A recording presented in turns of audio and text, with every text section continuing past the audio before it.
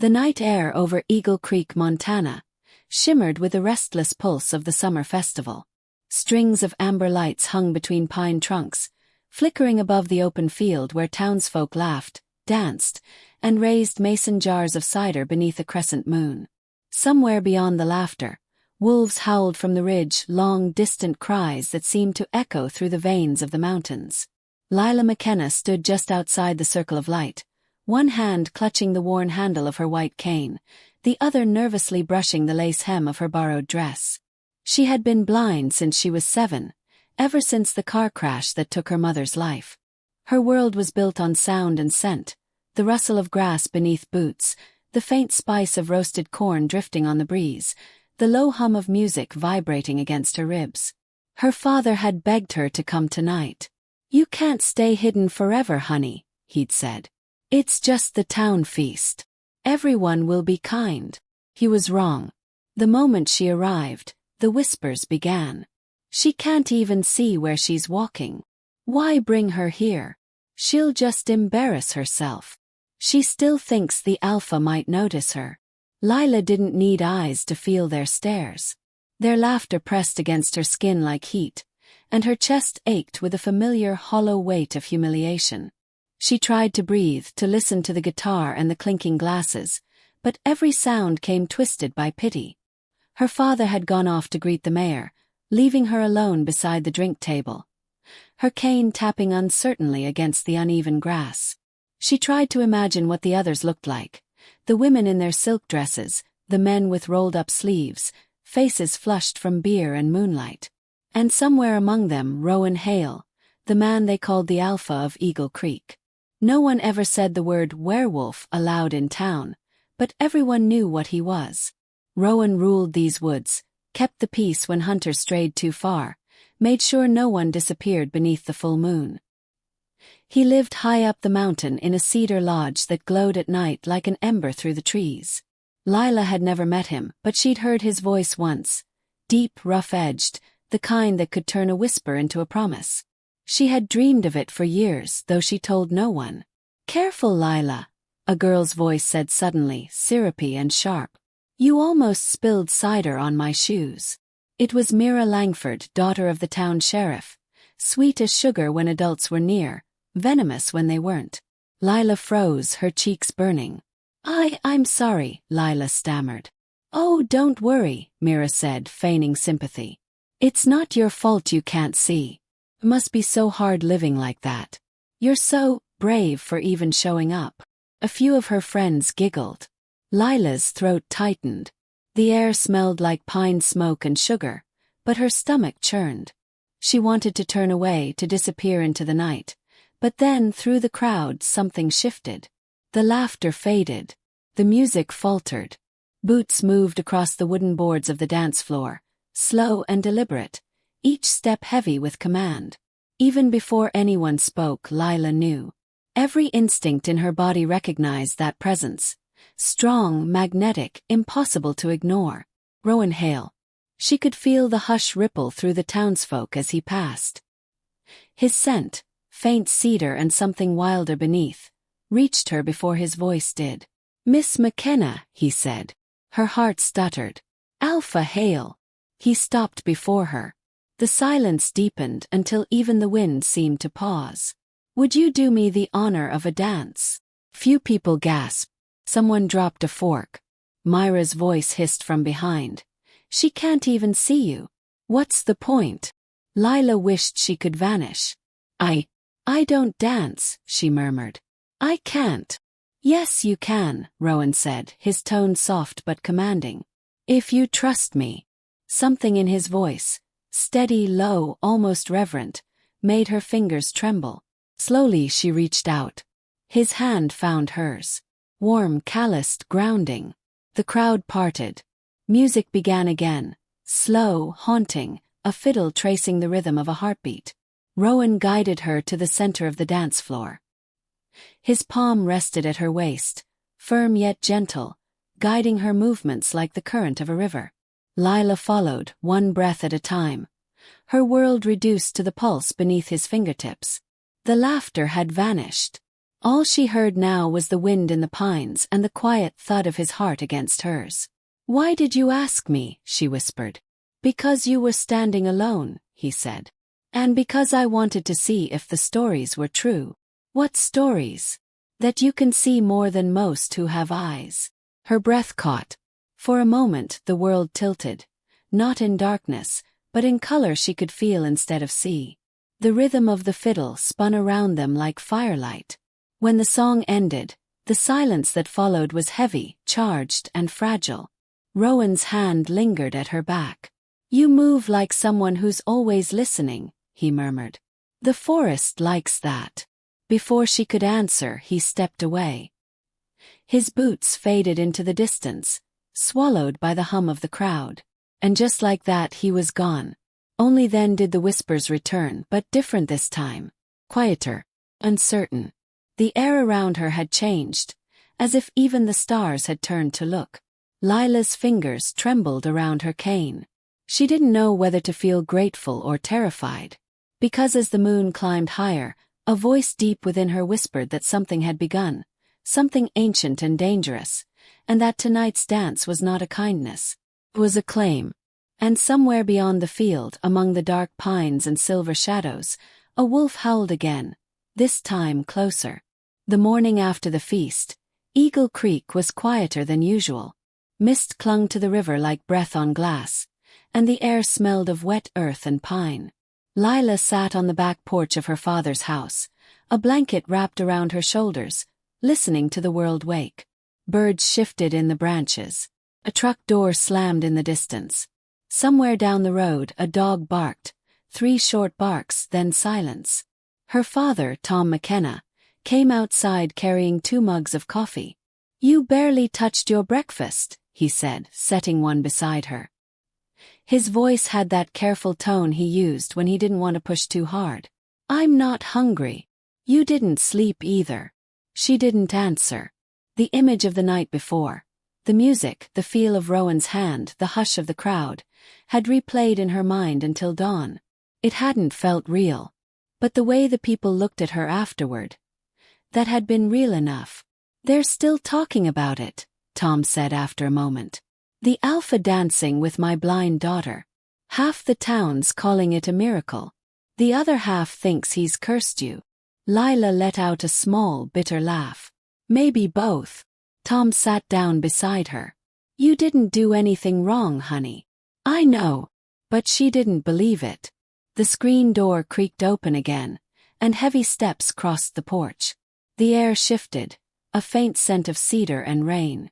"Alpha hail," Tom said stiffly, rising to his feet. Lila froze. Her fingers tightened around her cane.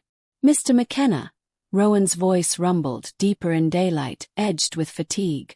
"May I speak with your daughter?" Tom hesitated. "We've had enough attention for one night, Hale." "This isn't about attention," Rowan said quietly. "It's about protection." Lila's pulse quickened. "Protection from what?" Rowan paused before answering. "There are things moving in the woods that shouldn't be. You were marked last night." "Marked?" she whispered. Tom's voice sharpened. "What do you mean, marked?" Rowan exhaled slowly, as if choosing each word. "The wolves aren't supposed to approach humans during the feast. But one of them did before I arrived. It circled the field, close enough to scent the crowd. And when I danced with her, I caught it, the trace of its claim." Lila's skin prickled. "I don't understand." "It means someone or something took notice of you. That's why I came. You'll stay inside after sunset until I know who it is." Tom stepped forward, his voice rising. "You expect me to believe some wild animal has a vendetta against my daughter?" "It's not an animal," Rowan said simply. Silence fell. The morning breeze carried the scent of pine sap and damp wood, but beneath it was something colder, the scent of truth that no one wanted to name. After a long moment, Rowan turned toward Lila. "I'm sorry for the trouble this brings you. I shouldn't have danced with you in front of them all. It wasn't fair." She lifted her face toward the sound of his voice. "Then why did you?" He hesitated. "Because I heard you listening." The words landed softly but with weight she couldn't name. Before she could respond, his boots thudded down the porch steps. The sound faded until only the rustling trees remained. Tom muttered under his breath, "Damn wolves. Damn secrets." He went back inside, the screen door slamming behind him. Lila stayed seated, fingers tracing the rim of her coffee mug. The warmth had gone, but she didn't move. All she could think about was Rowan's voice, the strange tenderness beneath his warning, and the word marked echoing in her chest. That night, the air turned colder. Clouds rolled in from the mountains, heavy and metallic, promising rain. Lila lay awake in her small attic bedroom, listening to the roof creak and the wind drag through the pines. Every sound seemed closer than usual, sharper, alive. At midnight she heard footsteps outside. Low, careful, crunching the gravel path that led to the porch. Her heart raced. She reached for her cane and crept to the window, though she couldn't see a thing beyond the glass. The air carried a scent she didn't recognize. Musky, animal, almost electric. Then a low growl, just beneath the window. Her breath hitched. She stumbled backward, heart slamming against her ribs. "Dad!" she called out. "There's something outside." Tom burst into the hall with his rifle, boots thudding on the wood. He threw open the front door, shouting into the darkness, "Get the hell out of here!" For a heartbeat there was nothing. Then a shadow, vast and fluid, moved across the yard, silent as smoke. A flash of amber eyes cut through the dark. And then it was gone. Rain began to fall, slow and heavy. Lila trembled as her father locked the door again, muttering prayers under his breath. She felt the moisture on her skin from the open window, the faint metallic taste of the storm. Somewhere in the distance, another howl rose. Not the wild, far-off kind she'd heard before, but something closer. A warning. Promise. She lay awake until dawn, her body humming with fear and something she didn't want to name. When the first light crept through the curtains, she heard tires on gravel again. A truck door slammed. Rowan Hale's voice called from below, low and steady. "Lila. It followed you home." Her throat tightened. She went to the window, fingers trembling on the sill. "What do you mean?" she whispered. Rowan looked up. She could sense his gaze like heat against her skin. "I mean," he said, "whoever marked you isn't done." And for the first time, she realized he wasn't just warning her. He was afraid too. The days after the storm crawled by under a sky the color of smoke. Rain never quite stopped falling. It just thinned into mist that clung to the pine needles and whispered along the rooftops of Eagle Creek. The whole town seemed to hold its breath, like the woods themselves were waiting for something to happen. Lila barely left the house. Rowan had ordered her to stay inside after dark, but her father had taken it further, locking the doors, drawing the curtains, keeping the rifle near the table. He'd stopped going to the sawmill and kept his truck parked out front as if guarding her from something invisible. At first she thought he was being dramatic. But every night she heard it again. The pacing in the yard, the low, deliberate crunch of gravel, the heavy breath that lingered just beyond her window. Never tried to enter. Just waited. And sometimes she swore she heard a whisper between the wind and the rain. A voice that wasn't quite human calling her name. "Lila." The way it stretched the syllables made her heart race, though part of her wanted to answer. Felt almost familiar. On the fourth night, Rowan returned. She heard his truck long before it reached the house. The low growl of the engine, the steady crunch of tires over wet dirt. When he knocked, Tom hesitated but finally opened the door. Rowan stepped in, the scent of pine and rain following him. His jacket was soaked, his hair damp against his temples. "You've seen it again?" he asked. Tom nodded. "Every night." Rowan's jaw tightened. "It's not a lone wolf." The scent was mixed, part human, part something else. "Whoever it is, they're connected to me." Lila stood at the edge of the living room, her cane tapping lightly on the floor. "Connected how?" Rowan's gaze flicked toward her, the weight of it making her chest tighten. "Because the mark on you was made by someone from my pack." Tom swore under his breath. So one of your people's stalking my daughter now? I'm handling it, Rowan said, his voice low, almost pleading. But I need to tell you both something before this gets worse. The air in the room shifted. Even the rain outside seemed to hush. Years ago, he continued, before I took the title of Alpha, there was a woman named Clara Vaughn. She was different. She wanted power that no wolf should touch. When the elders refused her, she left. But not before she made a vow to return and destroy everything tied to this pack. Lila frowned. And you think this Clara's the one who marked me? Rowan hesitated. No. Clara's dead. Then who? He looked away. Her son. Silence. Tom's voice broke it. You're saying some half-wild creature's out there hunting her because of your people's old grudges?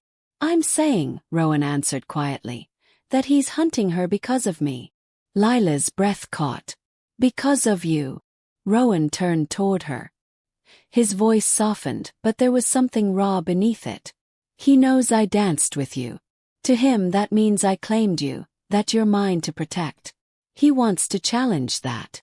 Lila's pulse raced. But I didn't ask to be. I know, he interrupted gently. And I never meant to pull you into this. The room filled with the low hum of rain and distant thunder. Lila's heart pounded so loud she could barely hear. The thought that her humiliation at the feast had somehow turned into a supernatural feud made her dizzy. Finally she asked, "What does he want from me?" Rowan stepped closer. She could feel the warmth radiating from him, even through the damp air. "He doesn't want you, Lila. He wants me to break. He wants the Alpha to lose control." Scoff. "Then maybe you should leave. Take your war with you." Rowan's voice hardened. "If I leave, she dies." Lila flinched. "Why?" Tom demanded. Rowan hesitated. "Because once a claim is made, the bond becomes real, even if neither side meant it. Her scent carries my name now. Any creature who hunts the Alpha will hunt her first." The room fell silent again. Lila felt her stomach twist. "Then break it," she whispered. "I can't." His words came rough, as if they cost him something to say. "Not yet."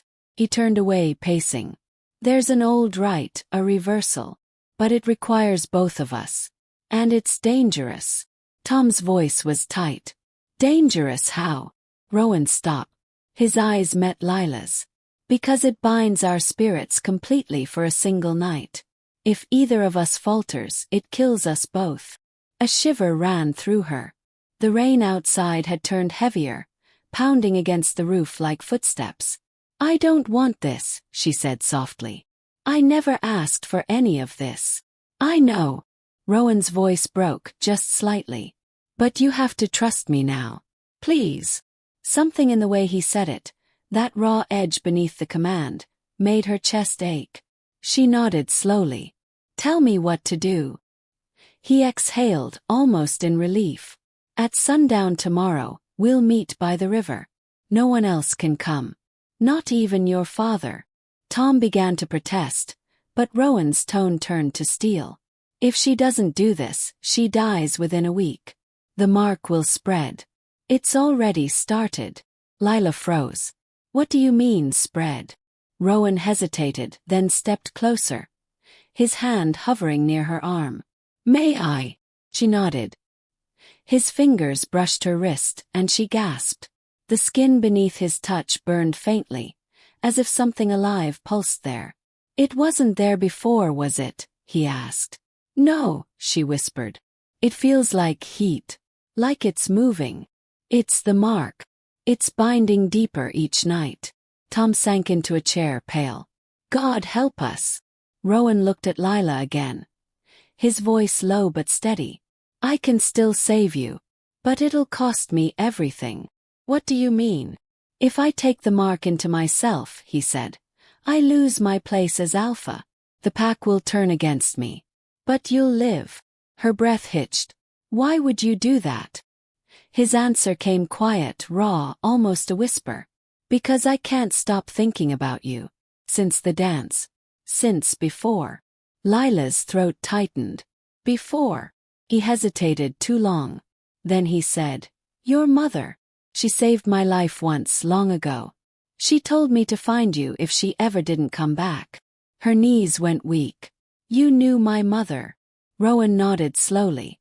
"She wasn't what she seemed, Lila. She was one of us." The world tilted beneath her. The sound of rain vanished, replaced by the rushing of her own heartbeat. "My mother was a wolf," Rowan finished softly. "Half human. Like you." The words shattered something inside her. The blind girl who had spent her life hiding from whispers and pity suddenly wasn't just a victim of chance. She was part of something ancient, dangerous, and alive. And for the first time, the voice that called her name from the darkness didn't sound like a stranger. Sounded like a memory. The next evening fell heavy and wet, the air thick with a scent of rain-soaked pine and stormlight. The river ran dark beneath the silver dusk, its current whispering secrets to the stones. Lila stood at the edge of the clearing, the blindfold of twilight no different to her eyes, but her other senses sharpened until the whole world breathed in rhythm with her. She could hear everything, the slow roll of thunder far away, the trembling leaves brushing one another, the soft thud of her own heart. And behind it, another heart, slower, stronger. Rowan Hale emerged from the trees. He wasn't wearing the leather jacket this time, only a dark shirt rolled at the sleeves, soaked through by the mist. His scent reached her first. Cedar, rain, and something faintly electric, like the moment before lightning strikes. "You came," he said quietly. "I didn't have a choice," she whispered. "Yes, you did." Lila tilted her head. "Then maybe I came because I wanted to." He was silent for a moment. Then he stepped closer, boots sinking into the wet ground. "If we do this, Lila, there's no going back.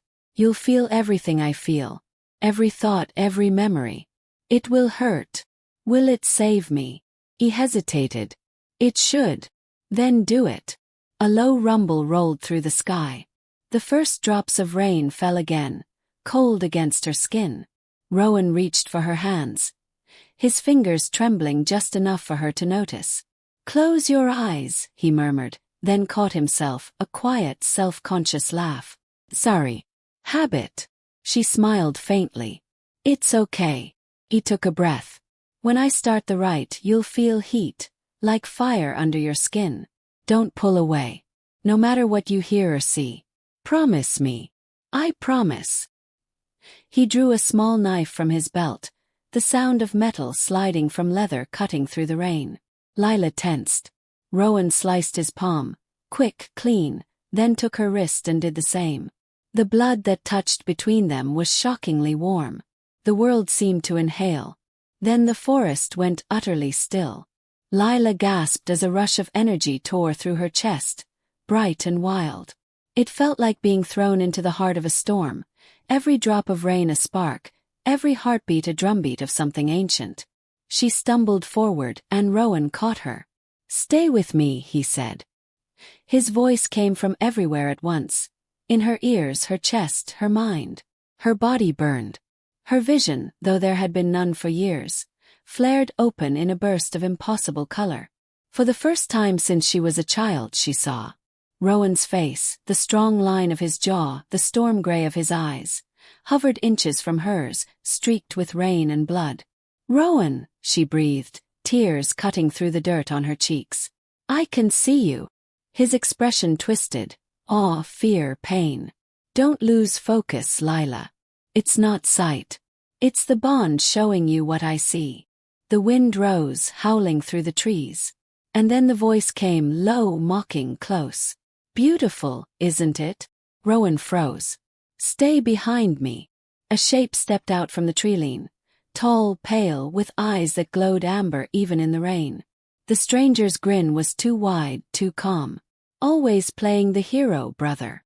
Lila's heart dropped. "Brother." Rowan's jaw tightened. "Callan." Callan laughed softly. "You took what wasn't yours, Rowan. You claimed her to spite me. I claimed her to protect her." "Protect her." Callan stepped closer, the mud not daring to cling to his boots. "You bound her to the Alpha's curse. You think she's safe because she's with you? You've doomed her. Lila's pulse thundered. You're the one who marked me. He turned toward her, and for a moment she saw his face. Young, almost handsome, but hollow in the eyes, as if something human had burned away. You should thank me, he said softly. I woke what was already inside you. What are you talking about? She's not just her mother's daughter, brother. She's the bridge.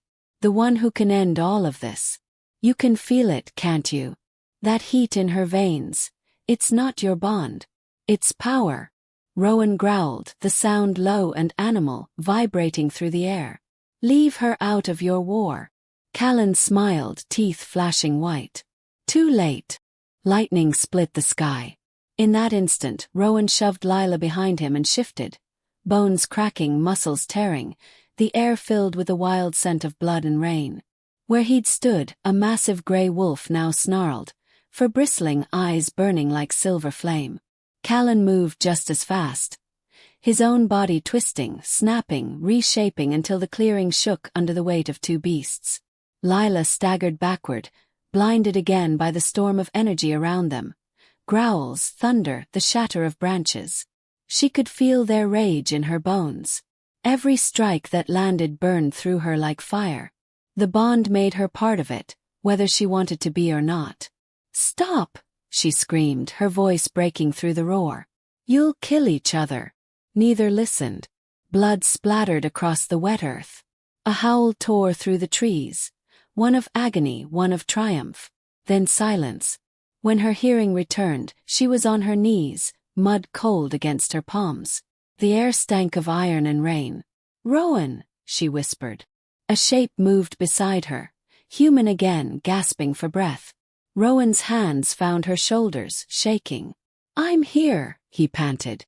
But behind him another voice, weak, trembling, whispered her name. Lila.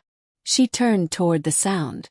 Callan lay in the mud, blood dark against his chest. His hand reached toward her, trembling. He doesn't know, does he? Rowan's voice hardened. Don't. Callan coughed, laughing through the blood. Tell her, brother. Tell her what the bond really does. Lila's breath caught. What is he talking about? Rowan didn't answer. Callan's grin widened. If he completes it, if he seals the rite, he doesn't just save you. He takes your sight, your soul, everything. Lila's knees buckled. That's not true. But Rowan's silence was answer enough. Tears blurred her world again. You were going to trade your life for mine. I was going to give you back your light, he said quietly. Callan's laugh cracked like thunder. You always were the martyr. And with that, his breath stopped. The rain softened. Lila turned toward Rowan, heart breaking, the sound of the river growing louder between them. I didn't ask for your sacrifice. He stepped closer, his voice raw. And I never asked to love you. The storm around them faded into silence. Only the water, the wind, and the quiet sound of her tears remained. She took his hand, felt the warmth fading beneath his skin. If I finish this with you, she whispered, I lose you, don't I? Yes. And if I don't, you die. Her fingers tightened around his. The rain fell harder again, like the sky itself couldn't bear to watch. Lila lifted her chin. Then we finish it. Rowan's breath caught, a tremor of grief and awe. Lila, I'm done being afraid. He closed his eyes. Then hold on to me. As she did, their blood mingled once more, and the world dissolved into fire and light. The river roared like a living thing as the ritual reached its peak, the storm turning the sky into a violent mirror of the chaos below. Rain fell so hard it stung, washing away the blood, the pain, the world she had known. Lila clung to Rowan's hands as their joined palms burned brighter than fire. The earth itself seemed to hum beneath them, the pull of something ancient dragging them toward its heart. Don't let go, he shouted over the thunder. I won't. The bond between them pulsed, one heartbeat, then two, then none at all, as if time itself faltered. The world around her blurred into pure sensation. Heat, sound, memory, love, all folding together into a single unbearable brightness. And then silence. When she opened her eyes, she was no longer at the river.